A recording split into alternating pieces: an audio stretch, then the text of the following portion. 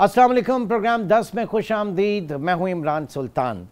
नाजरीन, अफगानिस्तान से नेटो और अमेरिकन फोर्सेस के इनखला के बाद जो सबसे बड़ी कोशिश थी वो यही थी कि वहाँ पे एक ट्रांजिशन हो, इक़्तिदार जो है वो बेहतर तरीके से वहाँ पर आए और तालिबान जो है वो एक तवील अरसे बाद दोबारा आकर उन्होंने इक़्तिदार संभाला। और यही एक मंशा थी कि इस पूरे रीजन में बहुत एक अमन व अमान की फ़िज़ा जो है वो कायम हो। और अंडरटेकिंग भी उनकी तरफ से ये दी गई कि अफ़गानिस्तान की सरजमीन जो है उसे किसी भी पड़ोसी मुल्क के ख़िलाफ़ दहशत गर्दी की कार्रवाइयों के लिए इस्तेमाल नहीं किया जाएगा। लेकिन अलमिया ये रहा कि अफ़गानिस्तान में तालिबान हुकूमत में आने के बाद पाकिस्तान के ख़िलाफ़ जो वहाँ से कार्रवाइयाँ हैं काफ़ी बढ़ गई। वहाँ पे चंद जो मिलिटेंट्स ग्रुप्स हैं जिसमें कलअदम तहरीक तालिबान पाकिस्तान, इसके अलावा अफ़गान तालिबान और फिर जो हाफिज़ गुल बहादुर है वो भी मुसलसल पाकिस्तान के लिए एक संगीन, पाकिस्तान की सलामती के लिए ख़तरा। उनकी मुख्तलिफ कार्रवाइयाँ और लास्ट वीक पे जो उनकी कार्रवाई थी जिसकी रिटेलिएशन में पाकिस्तान ने भरपूर जवाबी कार्रवाई की और पहली दफ़ा इंटेलिजेंस बेस्ड ऑपरेशन उनकी सरजमीन पर जाके किया। उसके बाद से दोनों मुल्कों के दरमियान जो एक बयानबाजी वाले मामला थे वो इंतहाई कशीदा हो गए और बात बयानबाजी से आगे चली गई। इस वक्त क्या सूरत हाल है, इसका बैकग्राउंड क्या है और आगे क्या किस तरीके से सूरत हाल को डिफ्यूज़ करके एक स्टेबल खित्ते के लिए आगे बढ़ा जा सकता है, जिसके लिए पाकिस्तान अपनी पूरी कोशिश कर रहा है। इसमें रुकावटें क्या हैं? सलमान जावेद साहब दिफाई तज्जियाकार हैं और इस वक्त हमारे साथ मौजूद हैं। बहुत शुक्रिया सलमान साहब। सबसे पहले तो ज़रा इसका बैकग्राउंड बताइएगा इस हालिया कार्रवाई के हवाले से, इस वाक़े के हवाले से। बैकग्राउंड इसका बहुत क्विकली ये है कि ये कोई आइसोलेटेड इवेंट नहीं है कि जी के एक कोई हाई प्रोफाइल अटैक पाकिस्तान के अंदर हुआ और उसके रिटेलिएशन में पाकिस्तान ने एयर स्ट्राइक्स कर दी। ये पिछले 2.5 साल का एक किस्सा है। वैसे तो 16 साल से टीटीपी के मसले से हम नबरदाज़मा हैं और पाकिस्तान के लिए ये एक बहुत बड़ा, जैसे आपने भी अपने प्रियम्बल में कहा, कि मसला था और एक ख्वाहिश थी कि तालिबान के टेक ओवर के बाद ये जो टीटीपी का मसला है ये हल हो जाए। लेकिन पिछले 2.5 साल के अंदर बहुत सारी कोशिशों के बावजूद, जिसमें डिप्लोमेटिक एंगल से बहुत सारे मसाइल, बहुत सारे मामलों को आगे लेके जाने की कोशिश की गई, जिसमें डेलीगेशंस भेजे गए, जिसके अंदर उलमा को भेजा गया, जिसके अंदर इवन मौलाना फजल रहमान जैसे सियासतदान उलमा को भी भेजा गया। उन सब के बावजूद इवन जनरल फैज़ जो हैं वो वहाँ पे गए और उन्होंने कोशिश की कि मीडिएशन के साथ वो टीटीपी को लेकर आए टेबल के ऊपर। वो तमाम जो चीज़ें हैं वो जब डाई डाउन कर गई, डिप्लोमेटिक हमारे जितने भी चैनल से वो एग्जॉस्ट कर गए और जो दहशतगर्दी की कार्रवाइयाँ थी उनमें मुसलसल इजाफा होता रहा। 2023 में सिर्फ जो है 1500 से ज़ायद दहशतगर्दी की कार्रवाइयाँ हुई हैं पाकिस्तान के अंदर जो कि टीटीपी ने क्लेम की हैं। तो उसके बाद फिर पाकिस्तान का ये जो थ्रेश होल्ड था, ज़ाहिर है ये एक जैसे एनफ इज़ एनफ वाला जो मामला है वो हुआ और पाकिस्तान जो है वो फिर उसने अपनी पॉलिसी पिछले साल के वस्त के बाद से चेंज करना शुरू की। हमने पहले अफगान रेफ्यूजीज को भी रिपैट्रिएट किया कि जो इलीगल इमिग्रेंट्स हैं उनको हम रिपैट्रिएट करें, लेकिन उसका भी जब खातिर ख़ार नतीजा नहीं निकला तो फिर पाकिस्तान ने इस 16 मार्च को जो उन्होंने हम पे अटैक किया था उसके रिटेलिएशन 18 मार्च को पाकिस्तान ने मल्टीपल स्ट्राइक्स की रिटेलिएटरी अफगानिस्तान के अंदर। ठीक है, अच्छा अब ये बताइए कि वो क्या वजूहात हैं जिनकी बिना पर तालिबान का अफगानिस्तान भी उन्हीं दहशतगर्दों को पनाह दिए हुए है जो एक ज़माने में शुमाली इत्तेहाद की हुकूमत दी हुई थी। ये तो एक बड़ा एक सुकून का सांस लिया जा रहा था कि कम से कम इन मिलिटेंट ग्रुप्स को तालिबान हुकूमत जो है वो पैट्रोनेज नहीं करेगी। अच्छा, इसमें जहाँ तक मैं समझता हूँ तालिबान के अंदर ये जो टीटीपी का इशू है ये एक तरह का उनके लिए गले की हड्डी बन चुका है। ये मैं कुछ दिन पहले अपने एक अफगान दोस्त से भी बात कर रहा था और मैंने उन्हें कहा था कि जब तालिबान ने अगस्त के अंदर टेक ओवर किया था वो 2021 में, तो उस वक्त इनके पास एक मौका था कि ये पहले चंद इब्तदाई अयाम के अंदर या चंद इब्तदाई हफ्तों या महीनों के अंदर ही ये इस मसले को एक अनपॉपुलर डिसीजन के थ्रू इनको पाकिस्तान के आगे सरेंडर करवा देते। तो उसका जो भी बैकलैश आता वो सब इसको मैनेज भी कर लेते, मिटिगेट भी कर लेते। उसकी वजह ये उस वक्त बहरहाल इनके बिल्कुल इनिशियल डेज थे।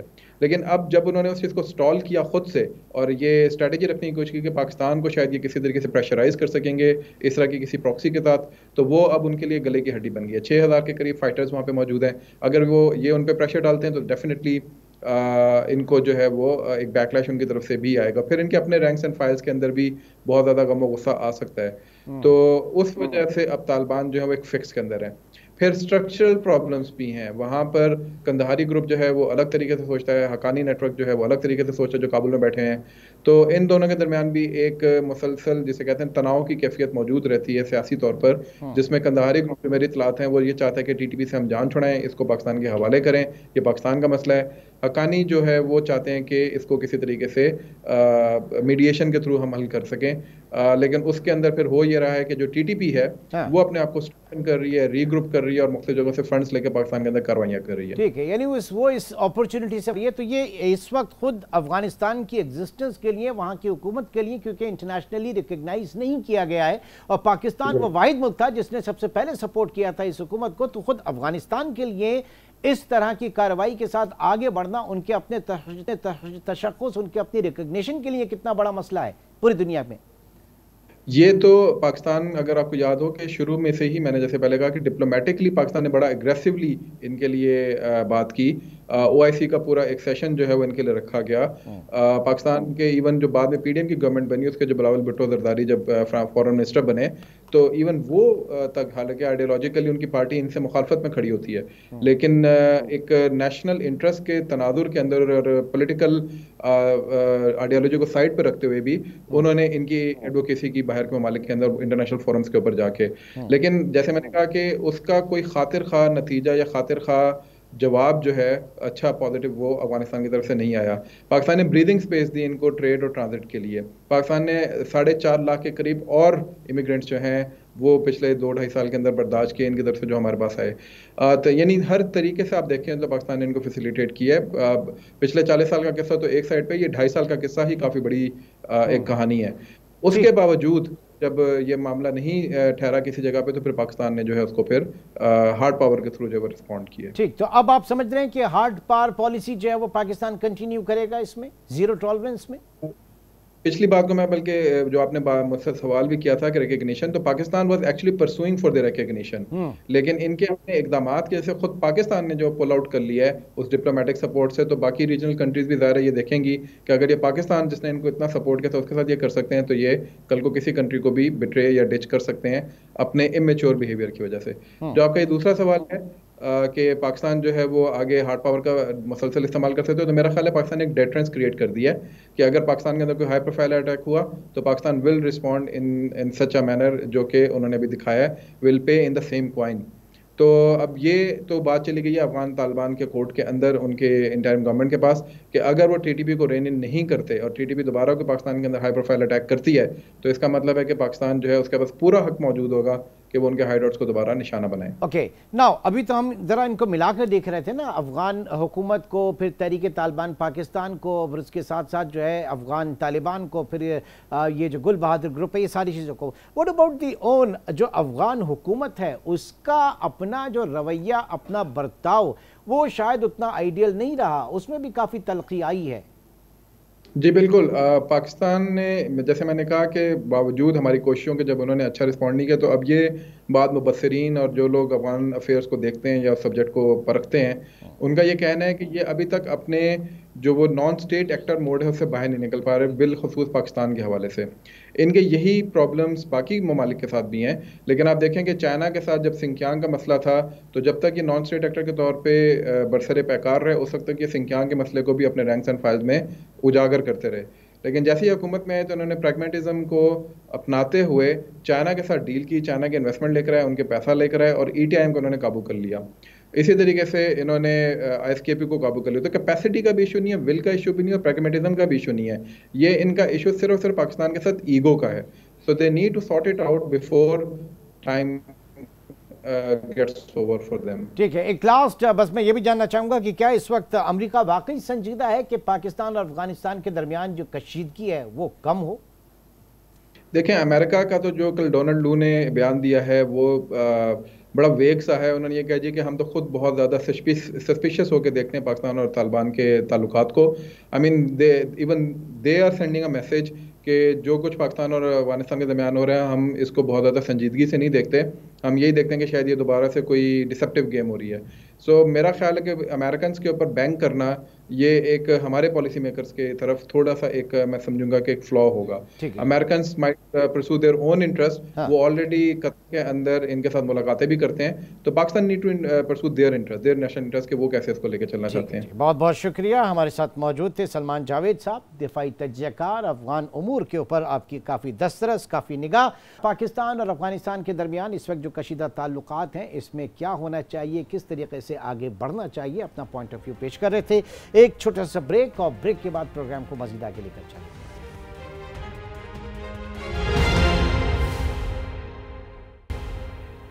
वेलकम बैक नाज़रीन। हर साल भी हम रमज़ानों के अपने जो हमारी प्रोग्राम्स होते हैं, उसमें हमारी पूरी कोशिश होती है कि पाकिस्तान में काम करने वाले उन अफराद को या उन इदारों को, बिलखुसूस उन चैरिटेबल ऑर्गेनाइजेशंस को जिनका बहुत बड़ा नाम नहीं है लेकिन उनका काम बहुत बड़ा है, उनके काम को आपके सामने पेश करें। बिलखुसूस किस तरीके से वो दुखी इंसानियत की खिदमत के लिए, उनकी वेलबींग के लिए और बिलखुसूस हेल्थ केयर सेक्टर में हुकूमत के शाना बशाना खड़ी हैं। तो आज के इस सेगमेंट में कराची के दो नौजवान इस वक्त हमारे साथ मौजूद हैं। इनकी कंपनी की तरफ में भी आऊँगा, लेकिन जो पहले ज़रा तारुफ करा दूँ, हमारे साथ अवैस कुरैशी साहब मौजूद हैं और हमज़ा मौजूद हैं।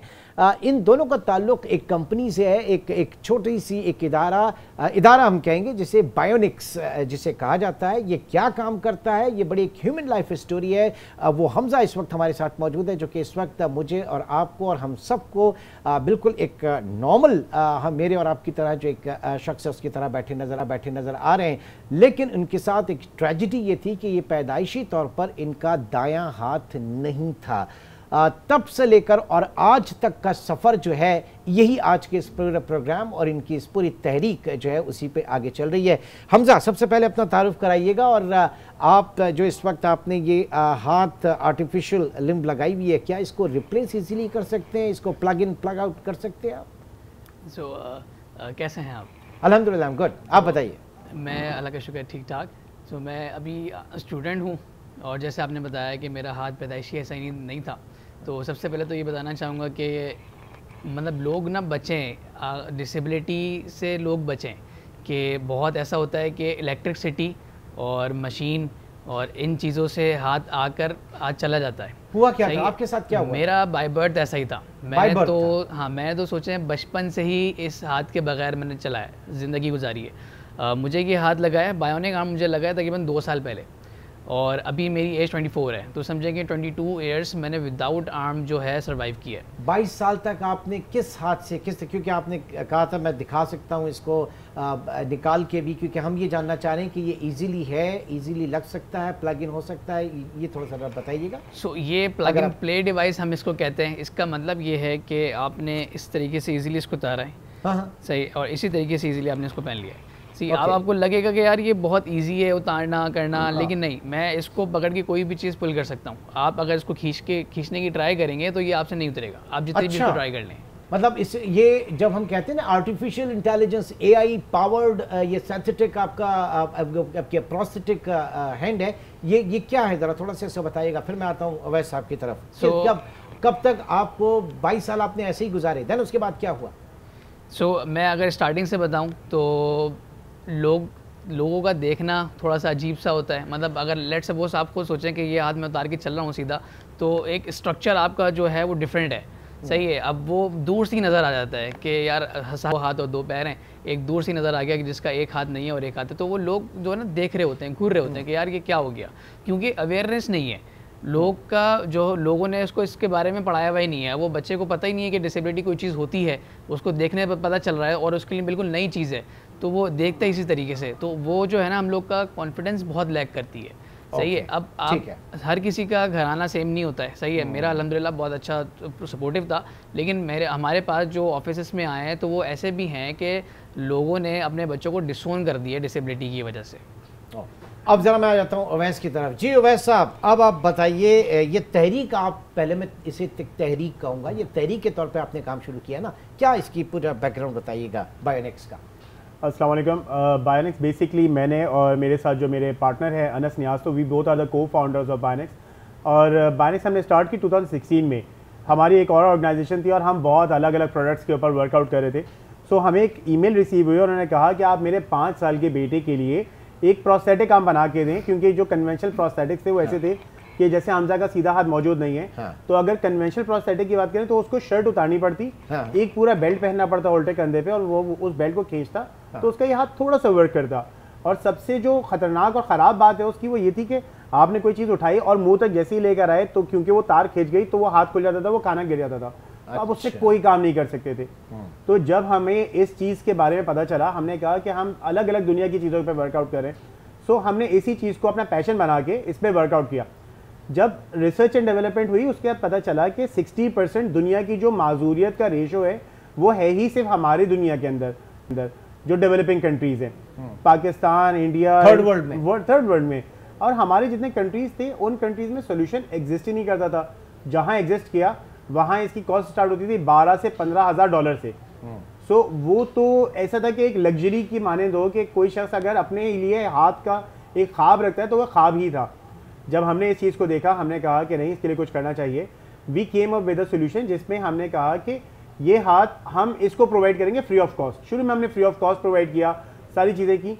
उसके बाद आज हम इस तारीख के ऊपर bionics as a social enterprise अपना टेक्नोलॉजिकल फुटप्रिंट रखते हैं दुनिया में, क्योंकि दुनिया में 26 ऑर्गेनाइजेशंस हैं जिसमें से बायोनिक्स एक ऑर्गेनाइजेशन है जो आज पाकिस्तान के अंदर ब्रेन कंट्रोल्ड आर्टिफिशियल इंटेलिजेंस मसनूई हाथ बना रही है। दुनिया में अगर आप कहीं से प्रोस्थेटिक खरीदते हैं तो पाकिस्तान ले आए तो यहाँ पे वो वारंटी भी नहीं प्रोवाइड करते, वेरएज़ हम आपको वारंटी, सर्विस, सपोर्ट और एक मोबाइल बेस्ड एप्लीकेशन के साथ बैकअप भी प्रोवाइड करते हैं कि आपने हाथ लगाया और आप अगर लेट सपोज 4 सदा चले गए तो आप सिर्फ अपने हाथ को अपने मोबाइल एप्लीकेशन से कनेक्ट करें और वो काम करना शुरू कर देगा। अच्छा, अब ये इसका मैं तरीका तो समझूंगा, लेकिन पहले ये बताइए कि पाकिस्तान में इसकी कॉस्ट क्या होगी? जो आपने कहा कि 12 से 15 या हो सकता है दुनिया में तो और महंगा हो, पाकिस्तान में जब आप ये दे रहे हैं तो इसकी कॉस्ट क्या है? पाकिस्तान में आज की तारीख पे ये हाथ हम 4.5 लाख रुपए में प्रोवाइड कर रहे हैं। और अगर हम सिर्फ इंटरनेशनल इसकी पीकेआर में कन्वर्जन देखें तो पीकेआर के अंदर इसका कन्वर्जन तकरीबन कोई 38 to 40 लाख या 45 लाख रुपीस बनता है, जो इंटरनेशनल मार्केट की कॉस्ट है। अच्छा, और किस तरह से इसको कंट्रोल किया जा सकता है, या ये आपके यूज़र फ्रेंडली है? इसके प्रोग्रामिंग के हवाले से ज़रा बताइएगा। ये इतना यूजर फ्रेंडली है कि जैसे हमजा ने आपको दिखाया, it's a plug and play device कि आपने बस अपने हाथ को उतारा और रख दिया और आपने हाथ को उतारा, पहना तो वो काम करना शुरू कर। जैसे ही आप अपने हाथ को उस प्रोस्थेटिक के अंदर इंसर्ट करते हैं वो आपके ब्रेन वेव से सिंक्रोनाइज हो जाता है और वो वैसे ही काम करता है जैसे आप उससे काम करना चाहते हैं। इसमें जो सबसे अच्छी चीज़ ये है कि आज की तारीख में पाकिस्तान में हम जो प्रोस्थेटिक प्रोवाइड करें ये मोबाइल एप्लीकेशन से बैक्ड है। अगर हमारा बेनिफिशरी जब अपने आर्म को यूज़ करता है तो हमारे हर बेनिफिशरी यानी जितने भी लोग हमारे यूज़र्स हैं उसमें से हर यूज़र का प्रोस्थेटिक मैकेनिकली कस्टमाइज तो होता है उसके एम्पुटेशन और हाथ के साइज़ के हिसाब से, इसके साथ साथ वो फर्मवेयर बेस्ड भी कस्टमाइज होता है, क्योंकि जब से ही वो अपने प्रोस्थेटिक को अपने मोबाइल एप्लीकेशन से कनेक्ट करता है कुछ दिन के बाद तो हर प्रोस्थेटिक की डिटेल और यूज़ के हिसाब से उसमें एक नया फर्मवेयर अपडेट हो जाता है। अच्छा। जो उसके लिए कस्टमाइज होता है। ओके हमजा, ये बताइए अब आप जो है इस प्रोस्थेटिक हैंड से क्या क्या काम कर सकते हैं? अल्हम्दुलिल्लाह अब इस हाथ से मैंने सबसे पहले बाइक चलाई, मुझे फिर मैंने गाड़ी चलाई और फिर मेरा एक जिम का था कि यार मैंने जिम करना है, सो ये सारे काम मैंने इससे किए। और अगर मैं फ़ाइन काम की बात करूँ तो मैंने इससे राइटिंग सीखी है। मैं अपने बोर्ड पे इसी हाथ से लिखना मैंने शुरू कर दिया है। और बहुत सारे जो मेरे डेली रूटीन के टास्क हैं, जैसे ये था कि हर मुसलमान की ख्वाहिश है कि वो अपने सीधे हाथ से पानी पिए, तो ये ख्वाहिश भी मेरी 22 साल बाद इस हाथ के थ्रू पूरी हुई है। माशाल्लाह माशाल्लाह। हमजा और अवैस हमारे साथ मौजूद हैं। एक छोटे से ब्रेक की कॉल है, ब्रेक के बाद भी ये प्रोग्राम लेके चलते हैं और मज़ीद इसी हवाले से और भी गुफ्तगू का सिलसिला बढ़ाएंगे। एक छोटे से ब्रेक के बाद दोबारा मिलते हैं।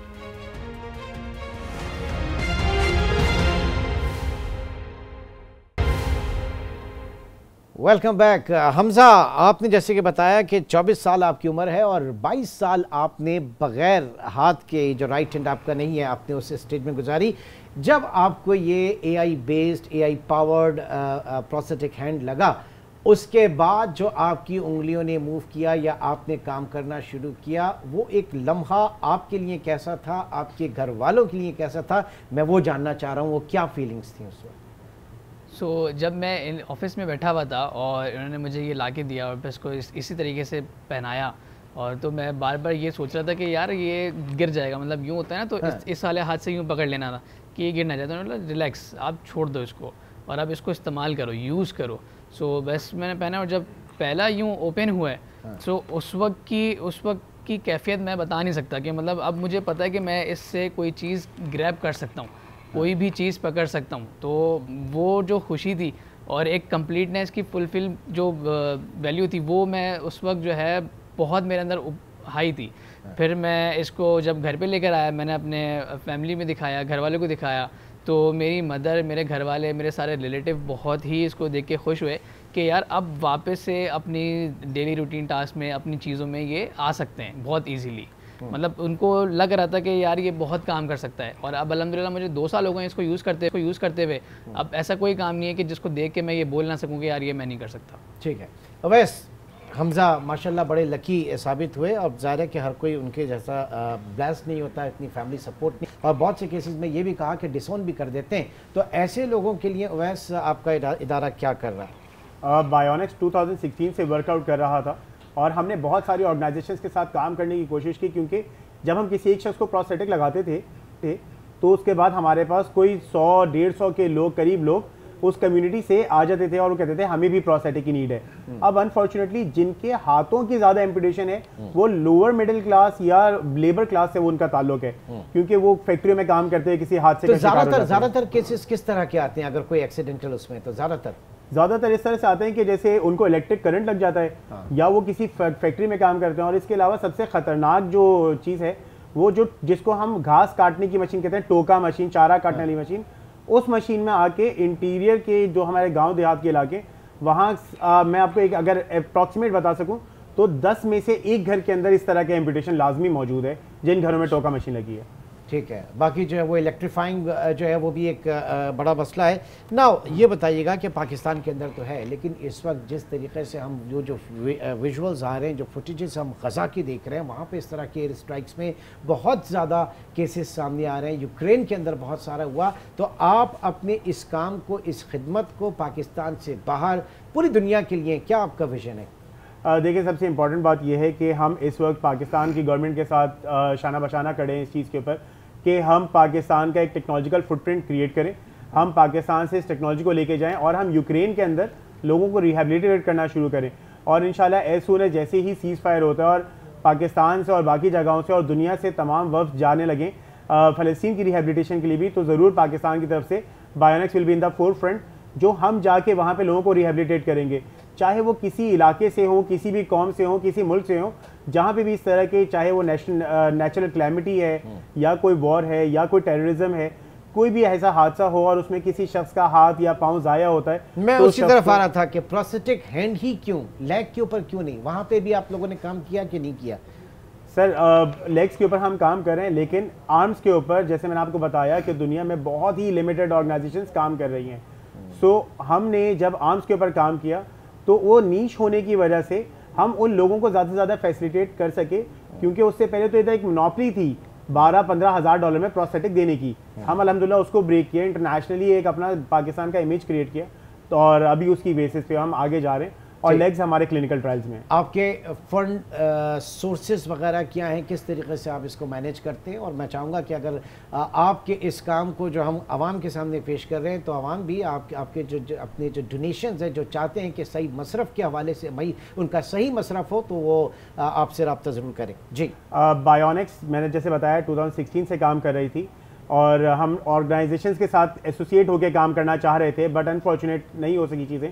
तो बायोनिक्स ने 2023 में अपनी वेलफेयर फाउंडेशन रजिस्टर कराई है, जिसके अंदर बायोनिक्स वेलफेयर फाउंडेशन के तहत हम इस साल इरादा रखते हैं कि इस रमज़ान हम 500 लोगों को मसनूई हाथ प्रोवाइड करेंगे, वो भी बायोनिक। तो वो शख्स जिसको इस तरह के प्रोस्थेटिक की नीड है, जिसकी आप जिक्र कर रहे थे, कि वो लोग क्या करें, जिनके पास अफोर्डेबिलिटी का इशू है, वो ज़रूर हमसे रब्ता करें। और वो लोग जो अपनी चैरिटीज़ कास्ट करना चाहते हैं, वो ज़रूर बायोनिक्स को रब्ता करें, ताकि हम एक सस्टेनेबल चीज़ लोगों तक प्रोवाइड कर सकें, जिससे वो अपनी रोज़गार कमा सकें, एक बच्चा अपने स्कूल जा सके और लोग अपनी ज़िंदगी में वापस लौट सकें और दूसरों की मोहताजी से निकल सकें। ठीक।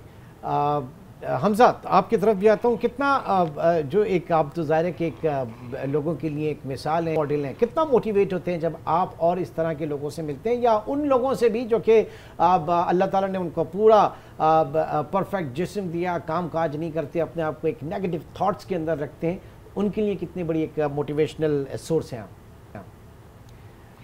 मैं सबके लिए ही बहुत मोटिवेशनल सोर्स हूँ। मैं क्या, मेरे जैसे जितने भी हैं और जो ये काम कर रहे हैं, जो फील्ड में उतरे हुए हैं, और मतलब हम लोग उनको करके दिखा रहे होते हैं, लोग सिर्फ बातें कर लेते हैं और अल्हम्दुलिल्लाह हम लोग जो हैं कर रहे होते हैं। तो उसमें ये होता है कि मेरा, अब जैसे मैं कम्युनिटी मैनेजर बायोनिक्स में हूँ, तो मेरा मोटिवेशंस कुछ दूसरे बेनिफिशरीज़ को मैं मोटिवेशंस बातें बता रहा होता हूँ, कर रहा होता हूँ। सो और उनको भी इसी तरीके से बताते हैं, जैसे अब हम लोग के डिफरेंट यूज़र्स हैं जो कि व्हील बैरोज़ और ट्रैक्टर, मतलब ये काम तो छोटे हैं, मतलब वो अपनी डेली रूटीन टास्क में सारे काम कर रहे हैं, मतलब कोई ऐसा काम नहीं है जो साथ से ना कर रहे हो।